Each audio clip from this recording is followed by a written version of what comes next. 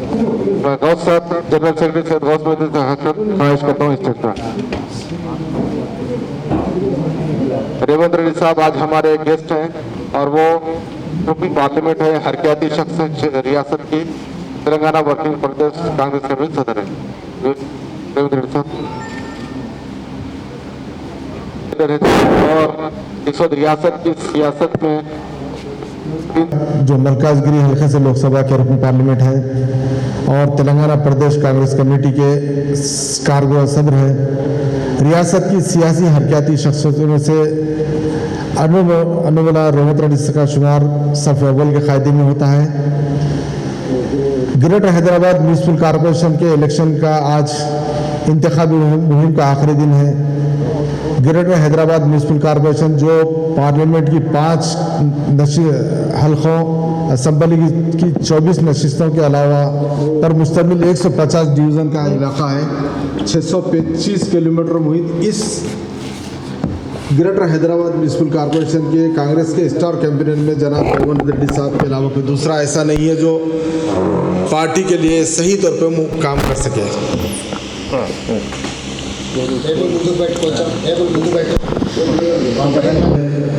Greater Hyderabad municipal corporation इंतखाबात के सिलसिले में सहाफ़त से मुलाकात प्रोग्राम का इनेकाद अमल में लाया है। आज के हमारे मेहमान हैं रियासत तेलंगाना प्रदेश कांग्रेस कमेटी के हरकयाती कायद और रुकन पार्लियामेंट जनाब रेवंत रेड्डी साहब। रेवंत रेड्डी साहब आज हमारे मेहमान हैं। ग्रेटर हैदराबाद म्यूनसिपल कॉरपोरेशन जो 5 पार्लिमानी हल्कों 24 असम्बली हल्कों पर मुश्तमिल 150 डिवीजन्स के साथ, और रेवंत रेड्डी साहब कांग्रेस की सबसे ज़्यादा हरकयाती शख्स हैं जो इस वक्त इलेक्शन कैंपेनिंग में हिस्सा ले रहे हैं। रेवंत रेड्डी साहब आपका हम खैर मकदम करते हैं।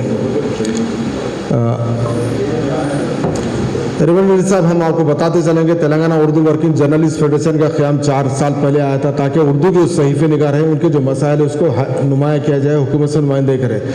लेकिन बदकिस्मती ये है कि हुकूमत सहाफ़ियों के लिए हेल्थ कार्ड तो इशू करिए लेकिन उस पर कोई अमल नहीं को हरपुरा हॉस्पिटल में नहीं। और वैसे तो सहीफ़े अगर पूरे जर्नलिस्टों की हालत ख़राब है लेकिन उससे पर्टिकुलर उर्दू के जो सहीफ़े निगार है इंतहाई अबतर हालात में हैं। उनके मसाइल इतने हैं कि कोई हल करने तैयार नहीं है, हुकूमत नेगलेक्ट करी हुई है और इस जितने भी सहीफ़े निगार है बिल्कुल बहुत ही कम मुआवजे में मुलाजिमत करते हैं। वो अपना फ़राइज़ तो पूरे अंजाम दे रहे हैं लेकिन उनको जो उनका वो मिलना चाहिए नहीं मिल रहा है। तो आज या कल जब आप रूलिंग में आएंगे तो हम ये चाहते हैं कि आप वैसे पूरे जर्नलिस्टों के लिए कांग्रेस करती है लेकिन हम पर्टिकुलर उर्दू जर्नलिस्टों के लिए कुछ करने के लिए उनको डबल बेडरूम मकानात है, ज़मीन है या और जो फ़वायद उनको हो सकते हैं पर्टिकुलर हेल्थ के मसाइल, उसके लिए अगर आप कोशिश करें तो हमारे लिए बहुत बेहतर होगा। मैं इन अल्फाज के साथ सबसे पहले मैं जनाब सैयद गौस मोहिउद्दीन साहब general secretary Telangana Urdu working federation से ख्वाहिश करता हूं कि वो बुके पेश करते हुए जनाब रेवंत रेड्डी साहब का इस्तकबाल करें। इसके बाद मैं हमारी फेडरेशन के एग्जीक्यूटिव मेंबर मोहम्मद अमजद अली से ख्वाहिश करता हूं कि वो, इसके बाद हमारे एक और एक हरकयाती रुकन जनाब नईम गौरी साहब जो आधा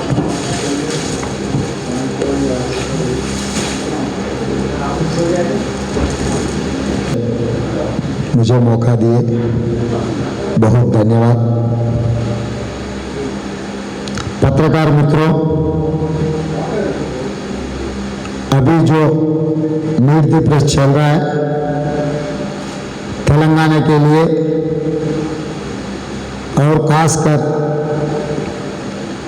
हैदराबाद के लिए ये बहुत ही इम्पोर्टेंट एंड यहाँ के जनता को आप लोग एक दशा दिशा देने का वक्त है। ये हैदराबाद शहर को एक इतिहास है। ये इतिहास को कोई मिटा सकते, कोई तोड़ सकते, मगर लोग कोशिश कर रहे हैं। इसके नतीजे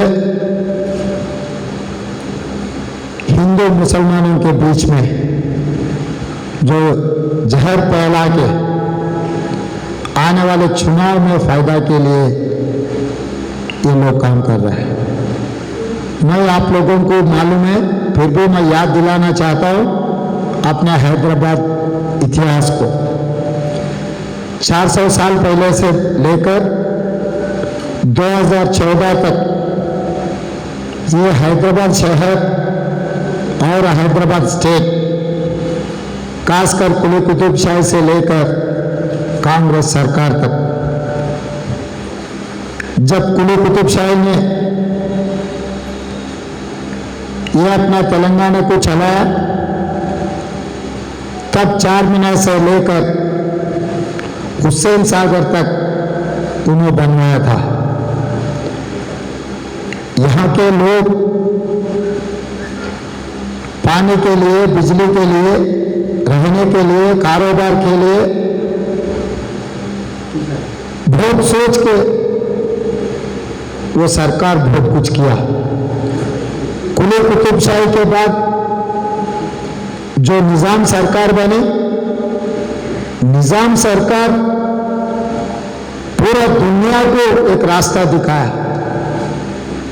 अगर एक प्रदेश को, एक राज्य को चलाना है तो कितना नियत से, कितना समझदार से चलाने का पूरा दुनिया को एक रास्ता दिखाया निजाम सरकार ने। निजाम सरकार ने हुकूमत चलाए नहीं, सबको साथ लेकर चलाए, वो हिंदू हो, मुसलमान हो, गरीब लोगों के लिए एक सरकार नया नया तरीका सोचकर सबके लिए, सबके साथ सबका विकास, आज जो लोग बोल रहा है 150 साल पहले निजाम सरकार ने करके दिखाया था, मगर स्लोगन तो अभी आया। निजाम सरकार को यह पता नहीं तो काम बगैर काम ऐसा पब्लिसिटी कैसे कर सकते उनको पता नहीं था। अभी जो मोदी, अमित शाह गोबल्स के बड़े भाई छोटे भाई है, उनको पता नहीं था ऐसे लोग फिर आने वाले दिनों में आ सकते हैं बोल के। मैं याद दिलाना चाहता हूं, जो अब तेलंगाना सरकार चल रही, जो अब तेलंगाना सरकार के लिए कुछ पैसे मिल रहा, वो निजाम सरकार के मेहनत है।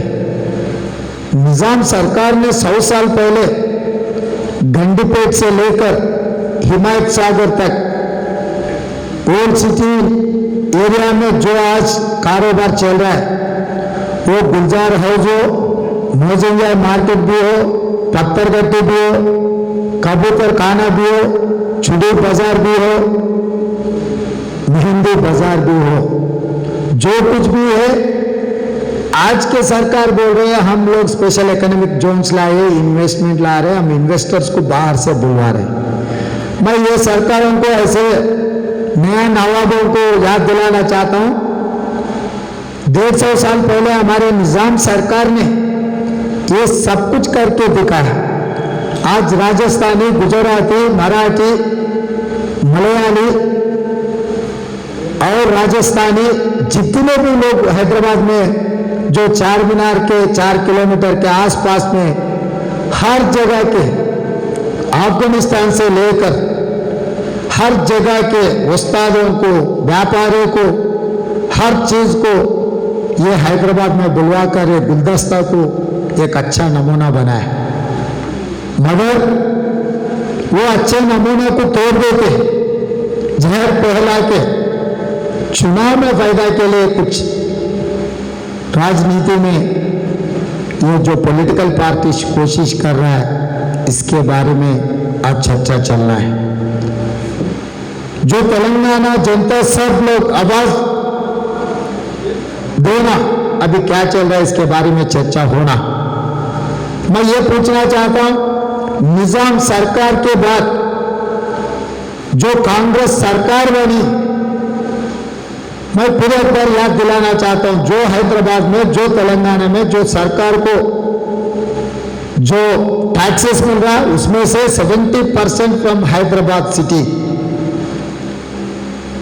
International airport, outer ring road, हाईटेक city, metro rail, PV Narasimha Rao flyover, Hyderabad में जितने भी फ्लाईओवर है, road widening, Jubilee bus station और पूरे नरसिम्हा फ्लाईओवर, हैदराबाद में जितने भी IT companies, Wipro, Infosys, Microsoft से लेकर पूरा दुनिया से जितने भी मल्टीनेशनल कंपनीज है, IT sector and pharma sector, जितने भी कंपनीज है, ये हैदराबाद शहर को ले आए सो वाले कांग्रेस पार्टी है।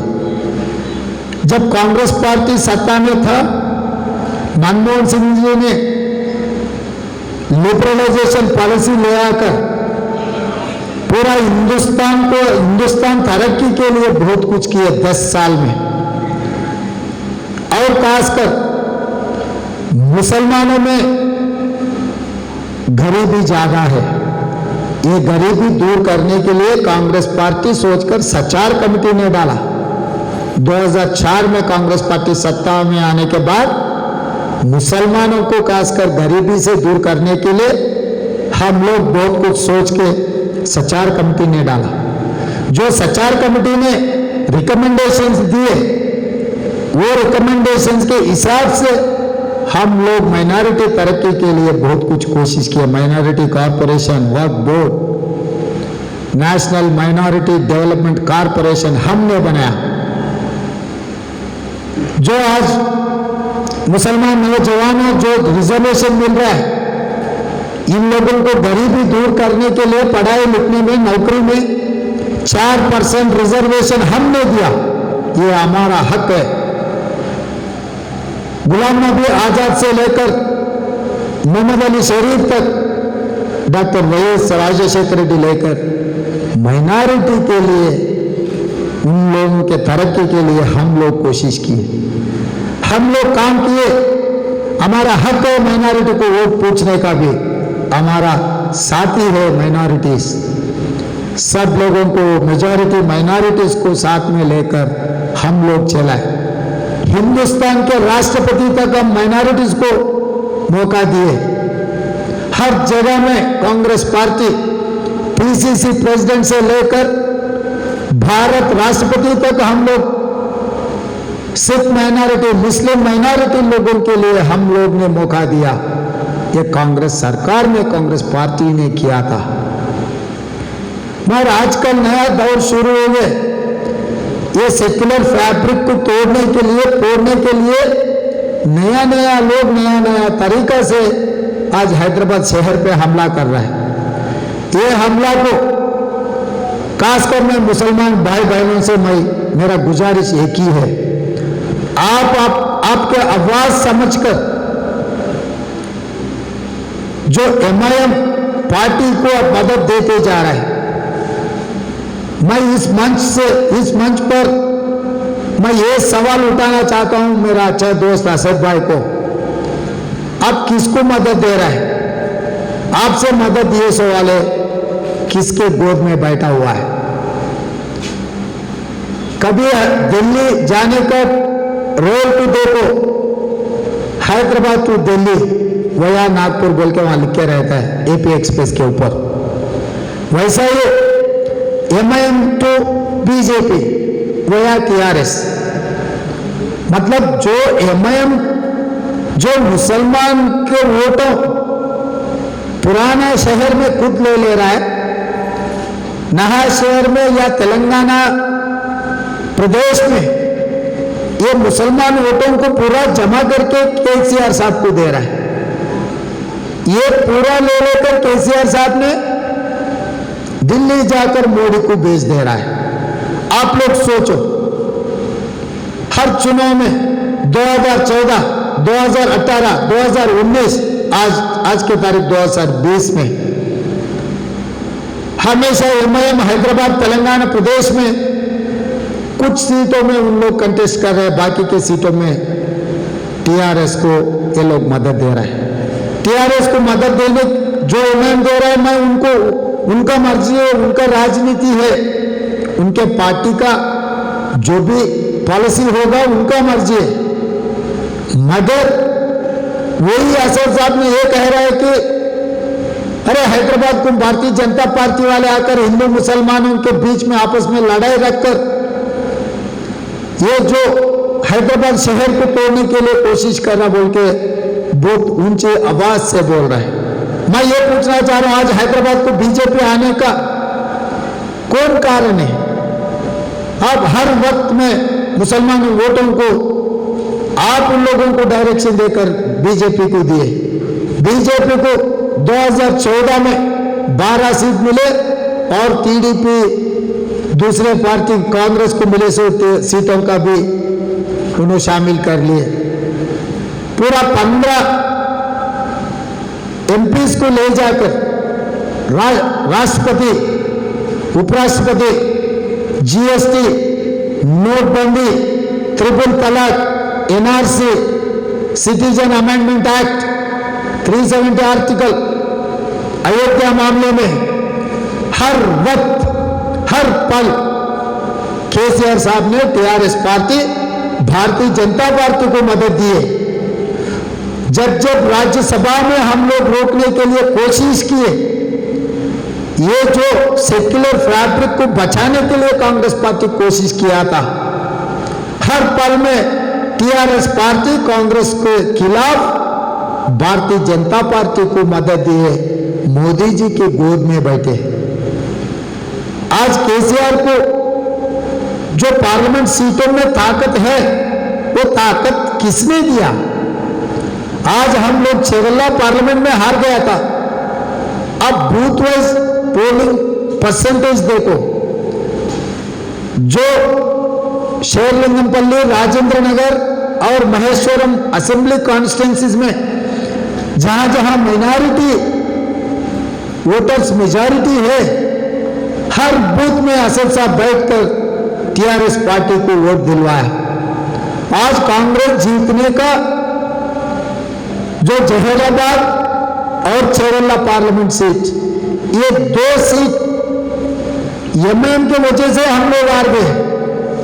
जहां पर मुसलमान लोग ज्यादा है, वहां बूथों में आप पोलिंग परसेंटेज देखो, ये वोट किसके लिए दिए, किसने कहने की वजह से माइनॉरिटी लोग टीआरएस पार्टी को वोट दिए। मैं ये पूछना चाहता हूं, ये सवाल करना चाहता हूं एमआईएम पार्टी सदर साहब से, आपके कहने की वजह से आज मुसलमान लोग टीआरएस पार्टी को बार बार वोट दिए। आपके वोटों से जीते सो टीआरएस पार्लियामेंट मेंबर्स दिल्ली में नरेंद्र मोदी को मदद दे रहा है, हाथ उठा रहा है। पार्लियामेंट में कभी भी कोई बिल आए तो राज्यसभा, लोकसभा में आपका पार्टी आपके मदद से टीआरएस जाकर बीजेपी को मदद दे रहा है। जब एनआरसी आया, जब सिटीजन अमेंडमेंट बिल आया, जब 370 बिल आया था, हम लोग रोकने के लिए, सेलेक्ट कमेटी को भिजाने के लिए हम लोग लड़ा था, कांग्रेस पार्टी ने लड़ा। कब टीआरएस वाले मोदी साहब को मदद दी है। इनके नतीजा क्या है, इसका वजह क्या है? इतने संगठन देखने के बाद राष्ट्रपति, उपराष्ट्रपति, नोटबंदी, GST, NRC, 370, citizen amendment act, हर वक्त टीआरएस पार्टी नरेंद्र मोदी को मदद दी है। फिर भी आज म्युनिसिपल इलेक्शन में, जीएचएमसी इलेक्शन, लोकल बॉडी में भी आज एमआईएम पार्टी सीधा सीधा टीआरएस को मदद देने के लिए कोशिश कर रहा है। और टीआरएस पार्टी 207 साल से कांग्रेस पार्टी को तोड़ने के लिए, फोड़ने के लिए, खत्म करने के लिए, दफन करने के लिए बहुत कुछ कोशिश किया, मगर वो नाकामयाब है। फिर भी ये जो तेलंगाना प्रदेश में जो आज वैक्यूम है, जो भारतीय जनता पार्टी आज हैदराबाद का है, किसके वजह से आया? मैं यही पूछना चाहता हूं हमारे असद भाई से, हमारा सबिता इंदिरा रेड्डी को, हमारे सुधीर रेड्डी को, हमारे जितने भी लोग, दानम नागेंद्र को, हर कांग्रेस पार्टी लीडर को नया ना बयाना टीआरएस पार्टी में शामिल कर लिए। हर जगह में, आदिलाबाद से लेकर आलमपुर तक, हर कांग्रेस पार्टी लीडर को, नौजवानों को डरा के, धमका के, पुलिस थाने में बिठा के टीआरएस पार्टी में शामिल कर लिए। आज तेलंगाना प्रदेश में जब आम जनता के लिए काम जो आवाज उठाने वाले नहीं दिखा या राजनीति में कांग्रेस पार्टी को गायब कर दिए एमआईएम और टीआरएस दोनों मिलकर।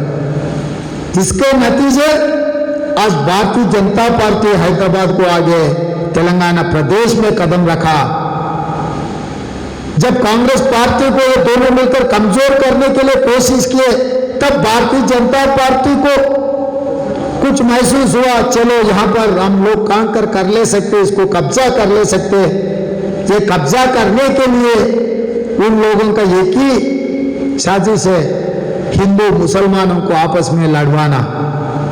अहमदाबाद से लेकर हैदराबाद तक, हैदराबाद से लेकर उत्तर प्रदेश तक, उत्तर प्रदेश से लेकर कर्नाटक तक, कर्नाटक से लेकर महाराष्ट्र तक भारतीय जनता पार्टी का पार्टी फार्मूला एक ही है, हिंदू मुसलमानों के बीच में जहर फैलाना, तोड़ना, तोड़ने का राजनीति भारतीय जनता पार्टी का राजनीति है।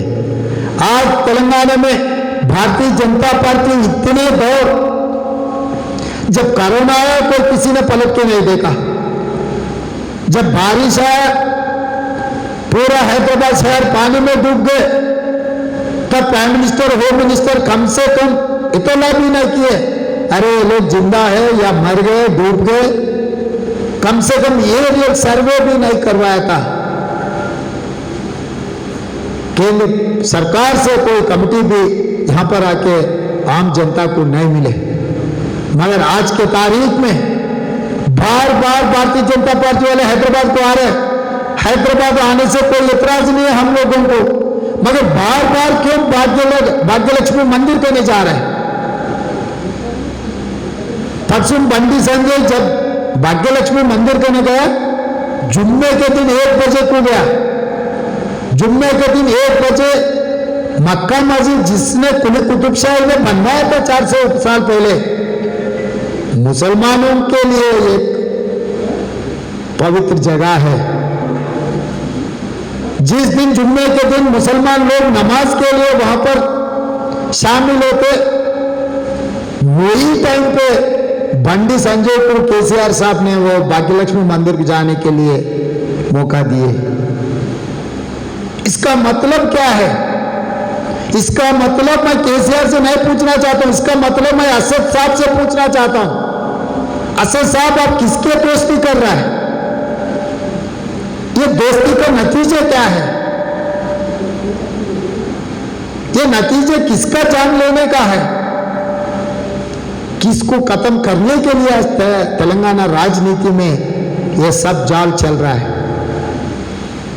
बंडी संजय के बाद योगी आदित्यनाथ, उसके बाद अमित शाह जी, उसके बाद सूर्य तेजा, कहीं कहीं से कोने कोने से हिंदुस्तान कोने कोने से हैदराबाद को आ रहे हैं। मैं यही पूछना चाहता हूं भारतीय जनता पार्टी केंद्र सरकार को, नरेंद्र मोदी जी को मैं पूछना चाहता हूं, जिस दिन हमारे तेलंगाना की जनता, खासकर हैदराबाद के लोग जब कोरोना में मर रहे थे, अब पलट के नहीं देखा, जब पानी में डूब गया था, कम से कम अब पता भी नहीं करे, मगर आज के तारीख में वोटों के लिए भिखारी बनकर बार बार क्यों आ रहा है हैदराबाद को?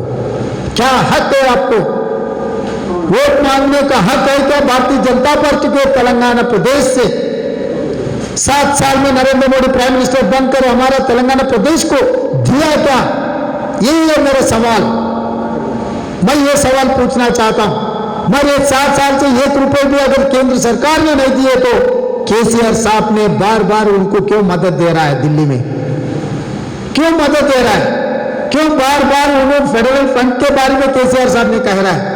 अगर आपको फेडरल फंड बनाना है तो भारतीय जनता पार्टी के साथ इंडिया में, एनडीए में जो शामिल है वो रीजनल पार्टी को बुलवाओ आपके मीटिंग को। वो काम नहीं करता है। हमारे कांग्रेस के साथ में जो यूपीए में है, जो कांग्रेस को मदद दे रहा है, ममता जी या नहीं तो देवगौड़ा जी या नहीं तो डीएमके या नहीं तो हर किसी ने कांग्रेस साथ में जो है पार्लियामेंट में हमारे साथ जोड़कर जो लड़ रहा है, हमारे साथ कदम कदम मिला रहा है, उन लोगों को बुलाने के लिए कोशिश कर रहा है। क्यों नीतीश कुमार को आप नहीं बुलवाया था? क्यों भारतीय जनता पार्टी से जिसने मिलकर अपना दल को क्यों नहीं बुलवाया? मतलब भारतीय जनता पार्टी और एनडीए को मजबूत करने के लिए, कांग्रेस पार्टी को कमजोर करके जो यूपीए अलायंस है, यूपीए पार्टनर से उन लोगों को तोड़ने के लिए केसीआर साहब ने कोशिश कर रहा है। इनका पीछे कौन है? असद भाई का कारण, असद भाई के पीछे कौन है? केसीआर साहब के पीछे कौन है? ये आज तेलंगाना प्रदेश में खासकर मुसलमान भाइयों को ये लोग जवाब देना, इसका नतीजा क्या निकलने वाले आप लोग सोचो। आप पत्रकार है, एक एक पत्रकार को कम से कम 40, 30, 25, 20 साल तजुर्बे है। मर्री चन्नारेड्डी से लेकर एनटी रामाराव से लेकर आज के तारीख में चंद्रबाबू नायडू, राजशेखर रेड्डी साहब को देख के आज केसीआर को देख रहा है। तो मैं ये कहना चाहता हूं, ये हैदराबाद को बचाने के लिए अपन क्या कर सकते हैं? आज लोगों का भरोसा कांग्रेस पे तोड़ने के लिए बार बार असद और केसीआर साहब ने कोशिश कर रहा है। जिस दिन कांग्रेस के ऊपर भरोसा, उम्मीद निकल गई समझो तेलंगाना में, तब भारतीय जनता पार्टी यहां पर आ जाएगा। पूरा हिंदुस्तान में कभी मैदान किसी को साफ साफ किसी को नहीं रहता है। जब किसान उनके जगह में अगर साफ करके छोड़ दिए तो, उन्होंने खेत नहीं किए तो ना कुछ पैदा होगा, ना कुछ आपके मनमानी से वो काम नहीं होता है। अगर मैदान साफ कर दे के छोड़ दिए तो कुछ ना कुछ उसमें से आ जाएगा। जैसे ही कांग्रेस पार्टी को आप साफ कर दे के केसीआर साहब ये समझ रहा है कि मैं कांग्रेस पार्टी को साफ करने के लिए कोशिश करा, मेरे बेटे के लिए रास्ता साफ है। अरे भाई ऐसा नहीं रहता।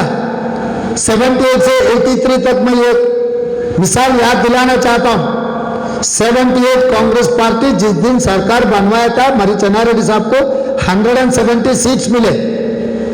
सेक्युलर फ्लैग अदर अपोजिशन में जनता पार्टी को ऑलमोस्ट 80 सीट्स, 120 सीट्स पूरा अपोजिशन में था। मगर 82 को आया था कांग्रेस पार्टी का 270 सीट्स हो गए। जब मैदान साफ किया बोल के समझे थे कांग्रेस पार्टी और मर्री चन्नारेड्डी साहब ने, मगर एनटी रामाराव ने निकला वहां से तेलुगुदेशम पार्टी के नाम से। उसके बाद नतीजा क्या निकला आप लोगों को मालूम है। आज के तारीख में भी मैं यही कहना चाहता हूं, केसीआर साहब को बहुत बार बार कहा था मैं, ये तोड़ फोड़ने का छोड़ दो।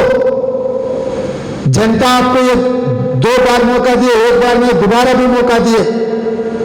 लोगों के लिए सोचो, तरक्की के लिए सोचो, जो शहीद हुए परिवारों के लिए सोचो, जो बेरोजगारी के लिए सोचो, जो निरुद्योग के लिए सोचो,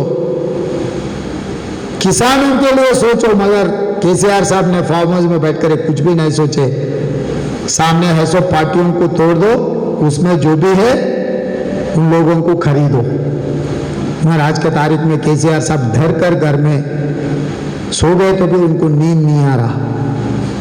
अगर उन लोगों आपस में लड़ लिए, मार लिए, कुछ हो गया, अपने को कोई परवाह नहीं है। हमारे दोनों आपस में लड़ लेके तेलंगाना प्रदेश को सत्यानाश करने के लिए कोशिश कर रहे हैं लोग।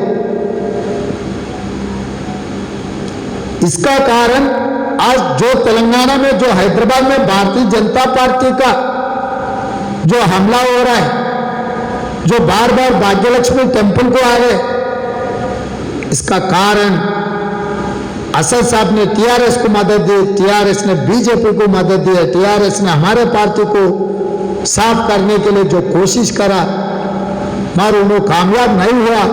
फिर भी भारतीय जनता पार्टी को कुछ महसूस हुआ तेलंगाना में हम लोग कुछ ले सकते हैं, हिंदू मुसलमानों को लड़वाए तो हमको कुछ मिल सकते बोल के आज के तारीख में भारतीय जनता पार्टी समझ रहा है। इसीलिए जब कोरोना में नहीं आया, जब बारिश में नहीं आया, अभी वोटों के लिए भारतीय जनता पार्टी यहां पर आ रहा है।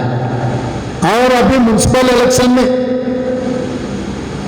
आज के तारीख में 7 साल से खासकर बहसों म्यूनसिपल इलेक्शन में हर गरीब को डबल बेडरूम घर देते बोल के बोले। ज्यादा से ज्यादा अगर सरकार ने हर गरीब को डबल बेडरूम दिए तो मुसलमानों के लिए फायदा होता। छोटे छोटे घरों में, छोटे छोटे मोहल्लों में, गलियों में एक एक दो दो रूम में चार चार परिवार लोग जीवन, उनके गरीबी के वजह से वो लोग जीवन गुजार रहे हैं। उन लोगों को ऑटो, हर गली से ऑटो रिक्शा जो भी एमआईएम पार्टी वाले लगाकर दर इस्लाम में बुला के उनके साथ एमएलए को कुर्सी बेंच डालकर बिठा के हर परिवार को एक लेटर दिया, उनके MLA recommendation letter. Municipal election होते ही, मैं 2016 का बात बोल रहा हूं, हर आदमी को उसको उनके एमएलए लेटर लिख के दिए, भाई ये म्यूनसिपल इलेक्शन में आपको टीआरएस को वोट दो, वो इलेक्शन होते ही 1 साल के अंदर आपको डबल बेडरूम घर मिलेगा, अभी हम लोग रिकमेंडेशन लेटर दे रहे बोल के। भीड़ पड़ा था दर इस्लाम में 2016 में। तो ऐसे लोगों को झूठे बातों से भटकाकर भारतीय जनता पार्टी भटकाकर टीआरएस को जिताए एमआईएम पार्टी ने। बस 5 साल हो गए, आज तक कुछ भी नहीं हुआ गरीब के लिए। जब बिहार में 5 सीटों को जीता बोलकर दर इस्लाम में जलसा कर रहा था हमारे असद साहब ने, करमुल सलाम बोलकर एक गरीब पुलिस हरासमेंट को 5 लोग खुदकुशी कर लिए। क्यों? एमआईएम जो करनूल में जो मुसलमान था उनके पूरे परिवार सुसाइड कर लिए। कम से कम एमआईएम पार्टी से कोई रुपये असद साहब जाना था, मगर उन्होंने नहीं गए। सदर साहब बहुत बिजी होगा, मोदी साहब को और केसीआर साहब को मदद करने में, कम से कम उनके पार्टी से किसी ना किसी को वहां पर भिजवाना था। सलाम को क्यों? उनका पूरा परिवार सुसाइड कर लिए। 5 लोग सुसाइड कर लिए तो एसए और सीए को अरेस्ट किए तो 24 घंटे में उनको बेल मिले। ये कैसा हो सकता? पिक पैकेटर को, चेन स्नैचर को 3-3 महीने लग रहा है बेल मिलने के लिए। मगर एक परिवार में 5 लोग खुदकुशी कर लिए ये पुलिस के वजह से, मगर उन लोगों को 24 घंटा में बेल मिल गए। इसका जवाब देने वाले कौन है? इसके सवाल उठाने वाले कौन है बोल के मैं असद साहब से पूछ रहा हूं। आप जब तेलंगाना में चुनाव आए तो 7 असेंबली में कंटेस्ट करते, जब महाराष्ट्र में चुनाव आए तो 70 असेंबली में आप कंटेस्ट करते, उत्तर प्रदेश में 150 कंटेस्ट करते, बिहार में जाके गठबंधन बना के आपको 60-70 सीट कंटेस्ट करते। अब कंटेस्ट करने की वजह से, राजनीति लड़ने से, चुनाव लड़ने से किसको फायदा हो रहा? जो कांग्रेस महागठबंधन को जो मिलने का वोट आप तोड़कर इंडिया को कुछ फायदा होने के लिए आप लोग कोशिश कर रहे हैं। इसका साजिश क्या है? इसका नतीजा क्या है? आज के तारीख में मैं यही की गुजारिश करता हूं असद साहब से, एमआईएम पार्टी से और खासकर मुसलमान भाइयों से, जहां पर वोट सिटी में जो कंटेस्ट हो रहा आपके बात अलग है, जो 50 इधर छोड़ दिए तो 100 अलग है। ये 100 में आपको किसको मदद देना चाह रहा है? मैं सीधा सीधा पॉइंट को आ रहा हूं। अब ये सेकुलर सिस्टम को बचाना चाह रहे हैं, नहीं तो कम्युनल वायलेंस से जो हैदराबाद में लोग 20 साल से सुकून से जी रहा है। जिस दिन कांग्रेस पार्टी सरकार बनाने के बाद हिंदू मुसलमान उनके बीच में आपस में कुछ भी ऐसा कोई ये तकलीफ नहीं रहना बोल के पीस कमेटी हम लोग ने डाला।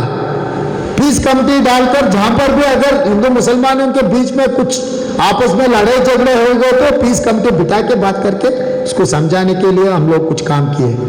20 साल से हम लोग कोशिश कर कर तेलंगाना में जो पहले कर्फ्यू था उसको दूर कर दिए। पूरे अंतर्जातीय से लेकर मल्टीनेशनल कंपनीज हैदराबाद को ले आकर इन्वेस्टमेंट्स ले आए हैं।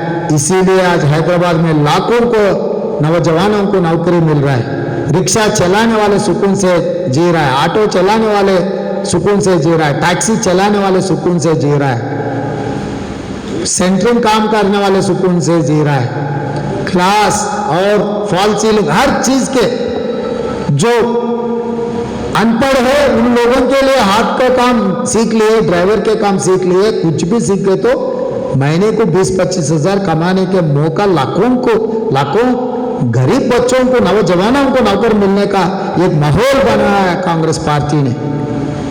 कांग्रेस पार्टी मेहनत की वजह से कम से कम 400-500 बड़े बड़े IT कंपनीज है, फार्मा इंडस्ट्री में हजारों कंपनी यहाँ पर आगे, इंडस्ट्रियल सेक्टर डेवलप हो गए।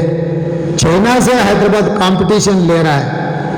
इतना अच्छा शहर को कुली कुतुब शाही से लेकर निजाम नवाब और कांग्रेस पार्टी ने कोशिश की है, तो आज के तारीख में KCR और अमित शाह जी ने फिर तोड़ने में लग गए। ये तोड़ने के लिए असद भाई पूरा माहौल को संभाल रहे। ये छोड़ दो, बीजेपी तो MIM तो बीजेपी वया TRS, ये नतीजा मुसलमान भाई समझना। ये नतीजा, ये तेलंगाना में जो भारतीय जनता पार्टी हमला कर रहा है वो जो MIM और TRS, जब कांग्रेस को कमजोर करने के लिए आप लोग कोशिश कर रहे हैं। मैं 2-4 दिन से असद भाई का भाषण सुन रहा हूं, अरे कांग्रेस पार्टी खत्म हो गया जी, कांग्रेस पार्टी को वोट दे रहा बोल के असद भाई ने हर जलसा में बोल रहा है। मैं ये सवाल पूछना चाह रहा हूं, कांग्रेस पार्टी खत्म हो गया बोल के आप जो बोल रहे हैं ना, 1 मिनट के लिए मैं आपको यकीन करता हूं, फिर किसको देना? भारतीय जनता पार्टी को वोट देना मुसलमान है। अगर TRS को दिए तो ये जाके मोदी के गोद में बैठ रहा है। इसका मतलब क्या है? हम लोग भारतीय जनता पार्टी हमारे ऊपर रखने का इल्जाम क्या है? अरे ये लोग मुसलमानों को बहुत चाहता है, ये लोग माइनॉरिटीज को अपीजमेंट में लग के रहता है। ये लोगों को मुसलमानों से, माइनॉरिटी से जितना जोड़ के है, मेजॉरिटी लोगों से कांग्रेस पार्टी साथ नहीं चल रहा है बोलते भारतीय जनता पार्टी यही इल्जाम लगा रहे हैं ना हमारे ऊपर। ये इल्जाम किसका मतलब क्या है? तो हम सेक्युलर फैब्रिक को बचाने के लिए हर आदमी को हमारे साथ लेकर चलने के लिए हम लोग कोशिश कर रहे हैं, इसीलिए भारतीय जनता पार्टी हमारे ऊपर हमला कर रहा है। ये जो GHMC म्युनिसिपल इलेक्शंस में आप समझो 50 MIM के हाथ में, 100 TRS के हाथ में, 150 वही लोग हैं और 50 एक्स ऑफिशियो वोट के हाथ में। अभी सवालात करने वाले कौन है भाई अंदर? गरीब का आवाज बनकर बोलने वाले कौन है अंदर? फिर सब 100/100 आप ही था, क्यों डबल बेडरूम घर नहीं दिए? घर घर को नौकरी क्यों नहीं दिए? ये मिशन भगीरथ में हर घर को पानी क्यों नहीं दिए? करंट बिल कोरोना के टाइम पे 3 महीने का एक बार गिन के 500-600 भरने का 2000-3000 तक वसूल किए। नल का बिल, घर का टैक्स, रोड नहीं है, साइकिल नहीं है। बारिश आए तो 50 साल 30 साल मेहनत करके कमाए सो पलंग कहाँ गए, टीवी गए, फ्रिज गए, ग्राइंडर गए, बच्चों का किताब गए, पहनने का कपड़े गए, सब कुछ चले गए। पूरा जिंदगी सर्वनाश होकर बाजार में खड़े रह गए। जो हम लोग लड़े हर घर को 50,000 देने के लिए, मैं लड़ा आम जनता के लिए, तब सरकार 10,000 देने के लिए ऐलान किया। चलो भाई 10,000 भी दिए, गरीब लोगों को कुछ फायदा बोले तो गरीब के नाम पर 10,000 लिखकर 6-7 हजार TRS वाले ने खा लिए। क्यों असद भाई नहीं पूछ रहा? क्यों भारतीय जनता पार्टी जान नहीं चला रहे? दिल्ली में सरकार है जो करप्शन एलिगेशन जो KCR के खिलाफ जो बोल रहा है भारतीय जनता पार्टी, किसने रोक रहा है आपको? क्यों ED inquiry, income tax inquiry, central vigilance enforcement inquiry क्यों नहीं चल रहा है? क्या अंडरस्टैंडिंग है बीजेपी और TRS के दोनों के बीच में? हमेशा पावर परचेज में करप्शन, इरिगेशन प्रोजेक्ट्स में करप्शन, पावर प्रोजेक्ट कंस्ट्रक्शन में करप्शन, हैदराबाद लैंड डीलिंग्स में करप्शन, ये सब कुछ आरोप भारतीय जनता पार्टी लीडर्स लगवा रहे हैं। और किशन रेड्डी साहब ने यह कह रहे हैं कि मेरा टेलीफोन टैपिंग हो रहा। अरे भाई समझो आप मंत्री जी है, आपके हाथ में आप दस्तखत किए तो आप जांच कर सकते हैं। आपका ही मंत्री, गृह मंत्री रहकर आपका फोन टैपिंग हो गए तो फिर किसने बचाना है? पाकिस्तान से इमरान खान आने क्या आपके लिए, आपको बचाने के लिए? किसको बुलवाना चाह रहे हैं? अमित शाह जी है ना, आप लेटर लिखो, खत लिखो, होम सेक्रेटरी एक खत लिखो, इमीडिएट 24 आवर्स इंक्वायरी चलेगा। ये जो भी करप्शन से ईडी, इनकम टैक्स, विजिलेंस, गृह मंत्री कर सकते, सीधा सीधा उन्हें आर्डर दे सकते। जब नेशनल डिजास्टर, जो भी disaster management, national disaster management subject comes under union home minister. जब बारिश आया था, पानी में डूब गए, being an home minister, you are the competent authority to take up the necessary action. Mister Kishan Reddy, आप क्यों बात रहे हैं?